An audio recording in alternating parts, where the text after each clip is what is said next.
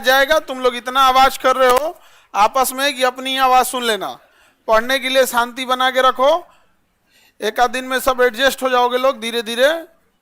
और हल्ला करोगे तो कोई आवाज नहीं जाएगा। हम अकेले बोलने वाले तुम एक साथ इतना बोलोगे तो आवाज कहां से जाएगा। लाइव वाले सब लोग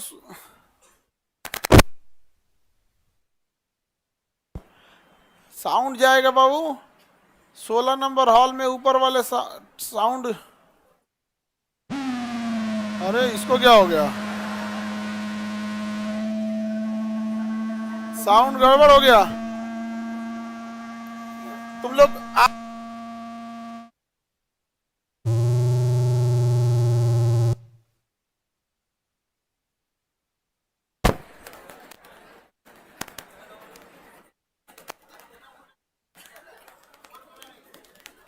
आवाज क्लियर हो गया सारे हॉल में।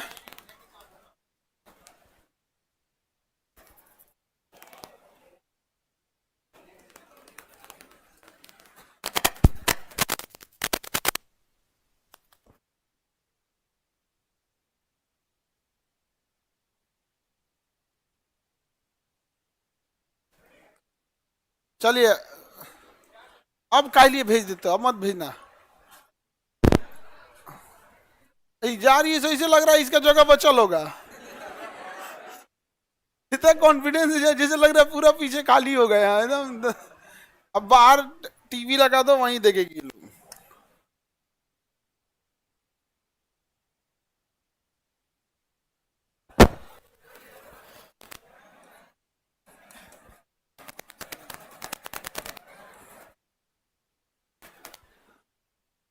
कहीं कहीं एडजस्ट हो जल्दी। गर्ल्स लोग बैठा लो कहीं कहीं।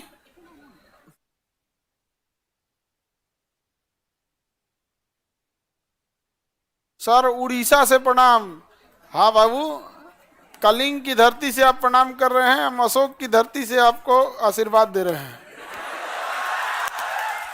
हालांकि हम दोनों का इतिहास बड़ा, एक समय था बड़ा शत्रुतापूर्ण था, लेकिन बाद में सब ठीक हुआ। यहाँ पे पढ़ेंगे लोग इतिहास में।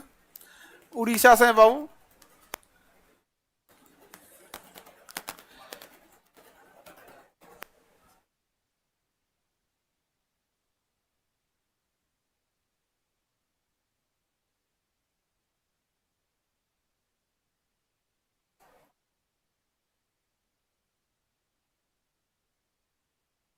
देखिए हिस्ट्री में हम लोग को प्राचीन काल से लेकर अब तक हम लोग अध्ययन करते हैं, हिस्ट्री कहलाता है। अतीत का अध्ययन क्या कहलाता है, इतिहास।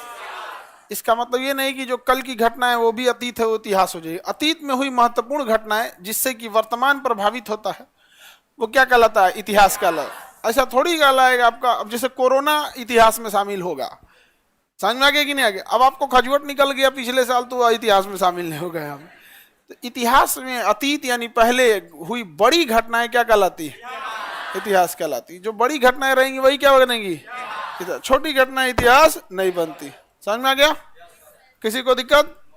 तो अतीत काल का अध्ययन इतिहास कहलाता है। हिस्ट्री के जनक जो होते हैं हेरोडोटस को कहा जाता है। एच से हिस्ट्री, एच से हेरोडोटस। नाम याद रखना इजी है। इतिहास के जनक हेरोडोटस, इतिहास के जनक हेरोडोटस। ठीक है। हिस्ट्री को हम लोग 3 खंड में बांटते हैं। कितने खंड में, कितने पार्ट में बांटेंगे, 3। आप लोग पढ़े होंगे प्राचीन, मध्यकालीन, आधुनिक। कितने भाग में, कौन कौन,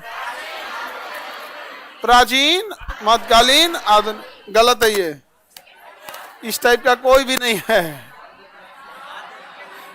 पहला है प्राग ऐतिहासिक, आद ऐतिहासिक।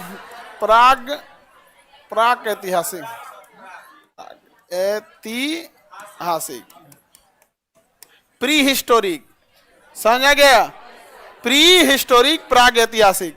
उसके बाद आद ऐतिहासिक, प्रोटो हिस्टोरिक, आद ऐतिहासिक।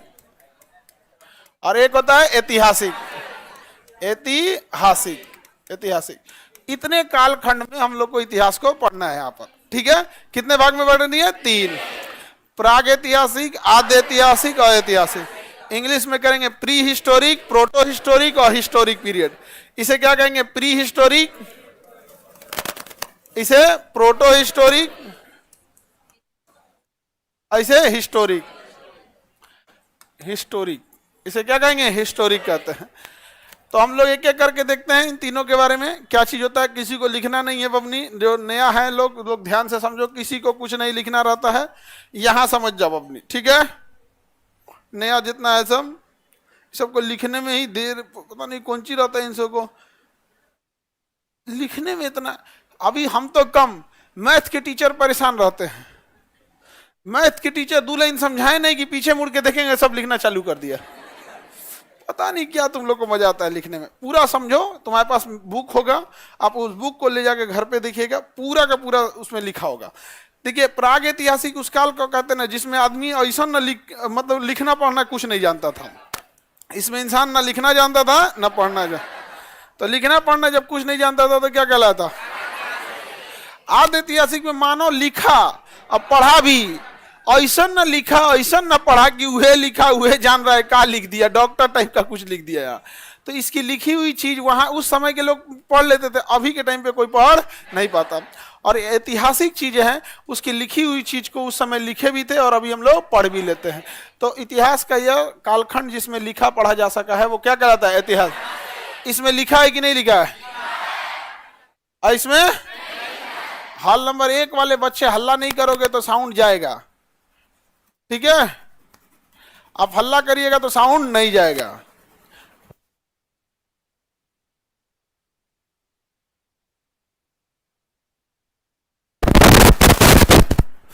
देखिए तो हम लोग स्टार्ट कहां से करेंगे, प्राग ऐतिहासिक। इसमें कोई लिखित साक्ष्य है, इसमें लिखित साक्ष्य है लेकिन पढ़ा नहीं गया।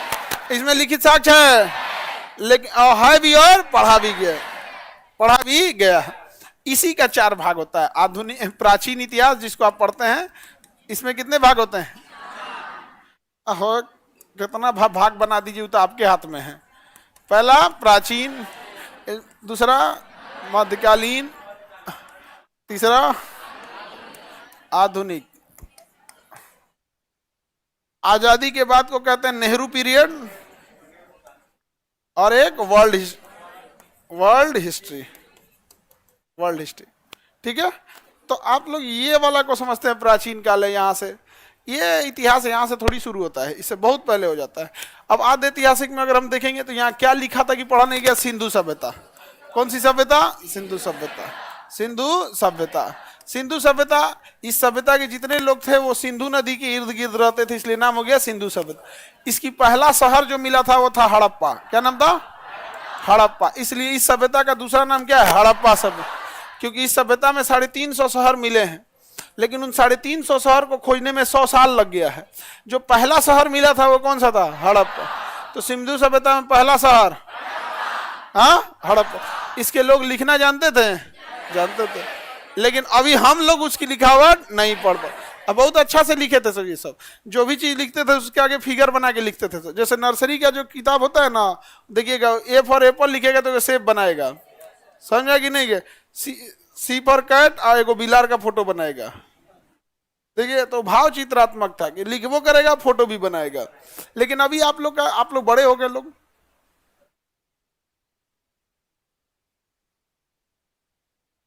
हॉल नंबर 1 में अच्छे से आवाज नहीं आ रहा, हम क्या कहें बैल सबको, हॉल नंबर 1 को ऐसे ही।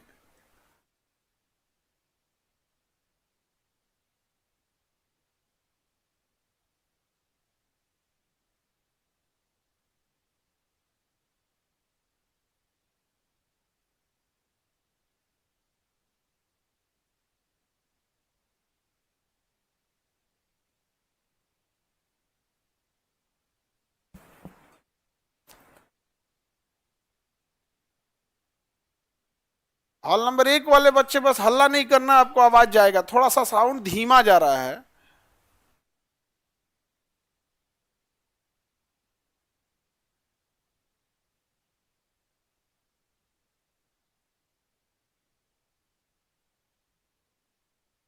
तो आप हल्ला नहीं करोगे तो आवाज जाएगा। वो पूछ रहा है कि दिन में कितना घंटा पढ़ना चाहिए। देख रहे हैं, जितनी तुम्हारी क्षमता है उतना ही पढ़ लो बाबू। पढ़ने वाले बच्चे ही ज्यादा पढ़ते हैं, जो नहीं पढ़ने वाले होते हैं, जो रिजल्ट नहीं देना होता है ना, वो 1 घंटा पढ़ के हांफने लगता है, अरे बाप रे बड़ी पढ़ ली। हाँ, और ये बात तुम पूछ रहे हो कि कितना घंटा पढ़ना चाहिए, कमीनो तुम पढ़ने ही आए हो ना। तुम ये पूछ कि बाहर कब जाना चाहिए, मोबाइल वोबाइल कितना घंटा चला लेना चाहिए, बाकी सारा टाइम तो तुम्हें पढ़ना ही है। तू पूछता है कि पढ़ना कितना चाहिए, और कोई पक्षी पूछे कितना देर उड़ना चाहिए तो बैल तुम है काहे लिए तब तुम।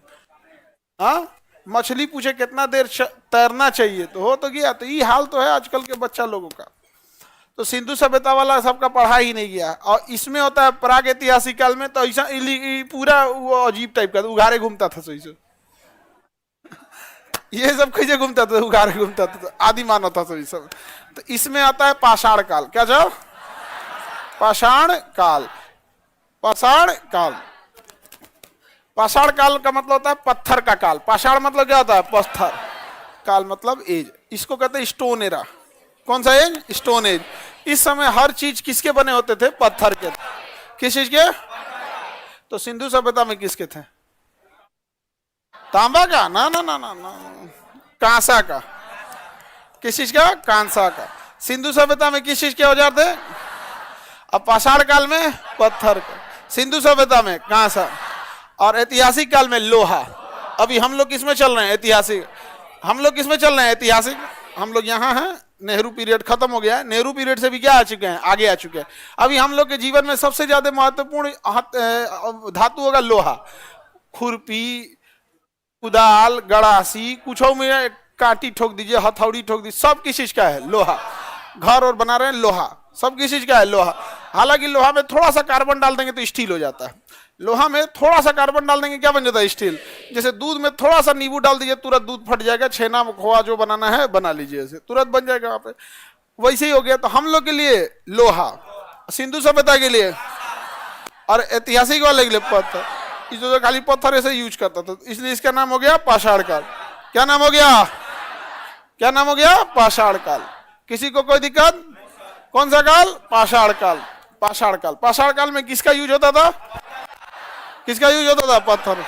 पाषाण काल को हम 3 भाग में बांटते हैं। कितने भाग में, एक एकदम पुराना पत्थर वाला, एक मध्य पत्थर वाला, एक नया पत्थर वाला।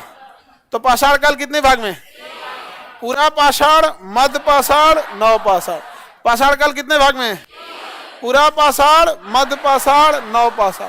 पूरा पाषाण, मध्य पाषाण, नव पाषाण। अब इसमें सबसे पुराना कौन होगा, हाँ, सबसे पुराना।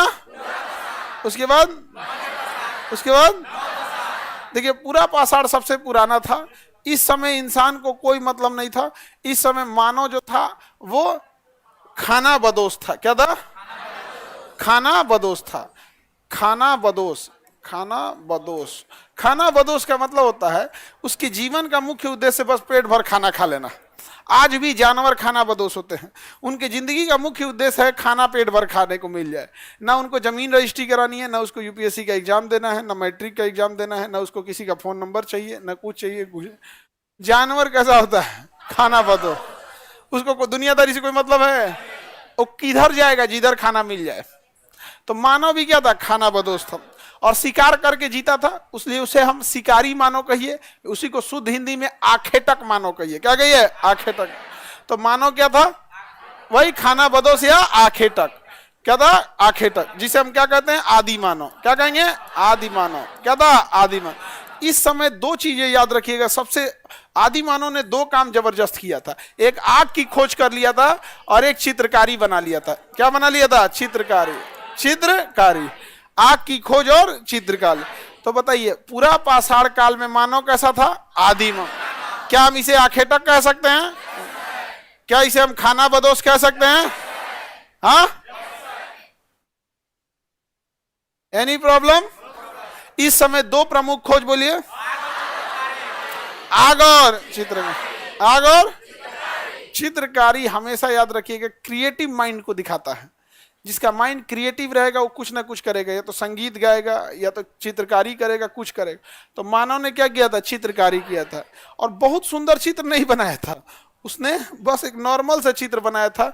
ऐसे एक पत्थर पे, ऐसे पत्थर लेके ऐसे गोजा था, एक तो पत्थर लेके ऐसे ऐसे आंख बना दिया था मानव का, एक ऐसे पैर हो गया था, ऐसे हाथ हो गया था, एगो भाला ले लिया था इसे। ऐसे ही चित्र बनाया था, क्योंकि वो शिकार ऐसे ही करता था, तो उसकी चित्रकारी ऐसी थी उस समय की। पत्थर से कैसे चित्रकारी बनेगा? अच्छा, बनाया किस पे? किताब पे था, पत्थर पे। पत्थर पे चित्रकारी बनाया था मध्य प्रदेश के भीमबेटका में। मध्य प्रदेश के भीमबेटका। तो पहली चित्रकारी कहां बनी? भीमबेटका में। मध्य प्रदेश के पहली चित्रकारी मध्य प्रदेश के भीमबेटका में। याद रहेगा। आग की खोज किस काल में? अब देखते हैं कौन सा? मध्य पाषाण। मध्य पाषाण। इसमें जो हथियार थे, बड़े के जगह छोटे हथियार का यूज होने लगा। तो छोटे हथियार को हम कहते हैं माइक्रो, और लीथ का मतलब होता है पत्थर। लीथ का मतलब पत्थर। तो इस समय हथियार कैसे हो गए? छोटे, नोकीले और छोटे। पहले बड़ा बड़ा पत्थर से मारता था सब, कोनो हिरन उरन को पकड़ लिया है सब, अब बड़ा पत्थर से लेके मारो का मूड़ी पे फेंक दिया सब, भचाक से मूड़ी फूट गया ऐसे यहाँ पे। उसके बाद धीरे धीरे जब समय आगे बढ़ा मध्य काल में, तो उन्होंने क्या किया, लकड़ी में ना नोकीला पत्थर बांध दिया, और उससे क्या बना दिया? भाला। दूर से चला के मार देते थे सब, मर जाते थे सब जानवर, और उसके आग में भूज के खूब बढ़िया से खाते थे सब एकदम। तो माइक्रोलिथ हो गया मध्यकाल में। और इस समय ये लोग अंत्योष्टि कार्यक्रम चालू कर दिया। क्या चीज? अंत्योष्टि चालू कर दिया। अंत्योष्टि का मतलब होता है अंतिम संस्कार। अंत्योष्टि का मतलब अंतिम संस्कार।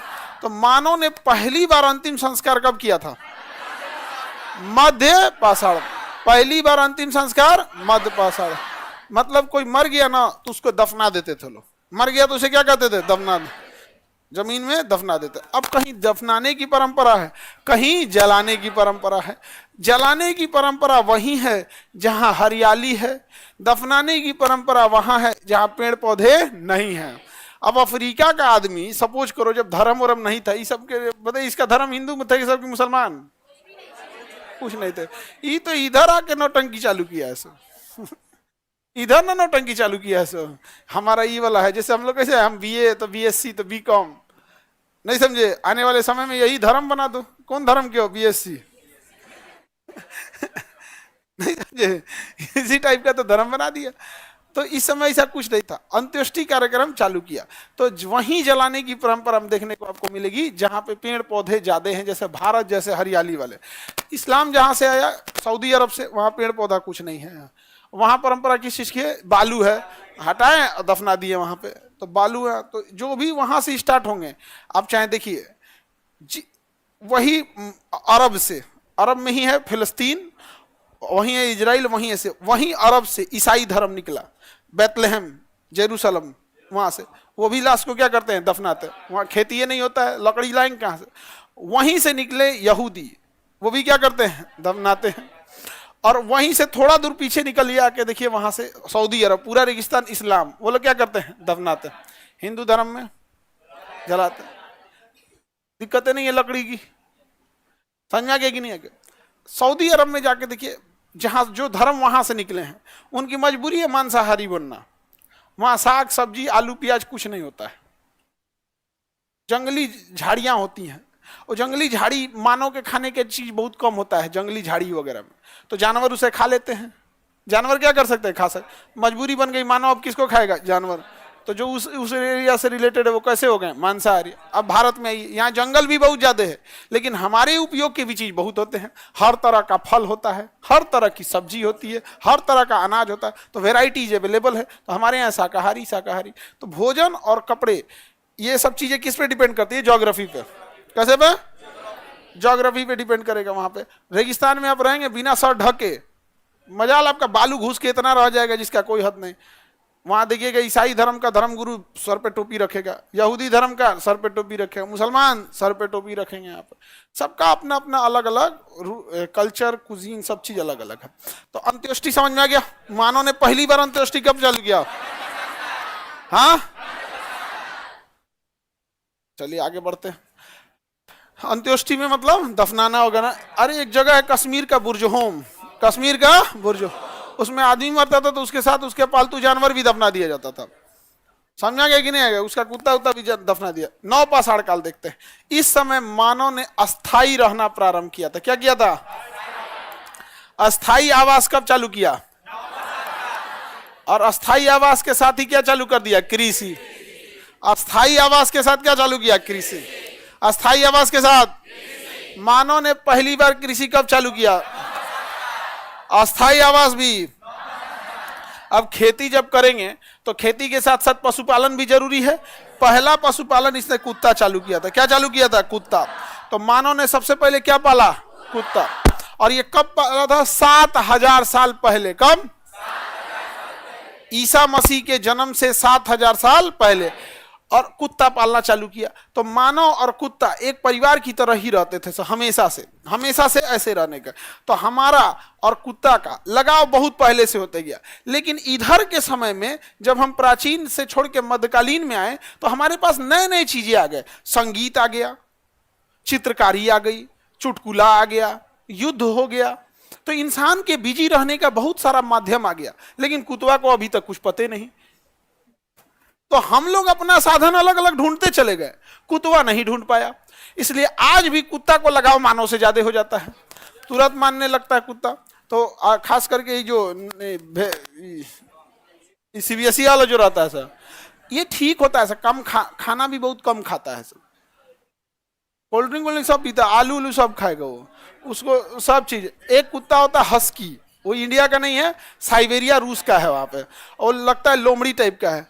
अरे वो तो उसको अगर एक बार आप अकेले, जैसे एक आदमी थे मेरे परिचय के दिल्ली में, वो पाले हुए हैं। तो एक दिन वो चले गए बाहर 1-8 घंटे के लिए, तो फिर हमसे मिले तो कहें चलिए घर चलते हैं। तो घर गए तो उस कुत्ता को अकेले छोड़ के गए थे। आए ना तो आधा घंटा तक उनसे बतिया, मैंने हमरा छोड़ के कहा गया था। और ये इतना शिकायत कर रहा था, इतना शिकायती समझा रहे थे, नहीं जाएंगे अब तुम्हें भी चलेंगे, घूमने चलना है। तो कहता था हाँ घूमने चले। तो अपना पट्टवा जो होता है ना, लीस, वो गया अलमारी में से लेके आया, मुंह में दबा के दे दिया। हाँ मतलब बांध, अब ले चल। गाड़ी का दरवाजा खोले लोग ना, अब निकलने हुआ, अब चलते हैं, तो घुस के बैठ गया। गाड़ी का दरवाजा खोले तो वो घुस के बैठ गया, चलना है अब, लगता है मेरे लिए गाड़ी निकला है।